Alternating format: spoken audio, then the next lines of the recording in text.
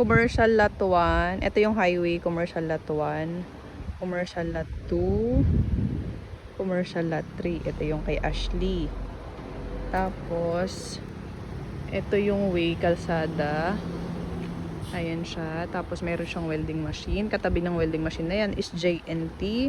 Tapos, papunta dito sa left side ay residential lots. And then, residential din yung diretso doon. So, maraming bahay doon.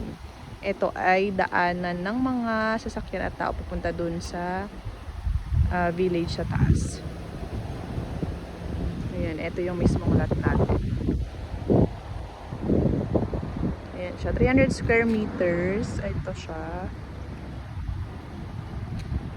And then, ito yung katabi natin. Ayan. Ayan yung pinaka-highway. Yung highway na yan, 2 minutes from here ay Bañadero Bay Walk na.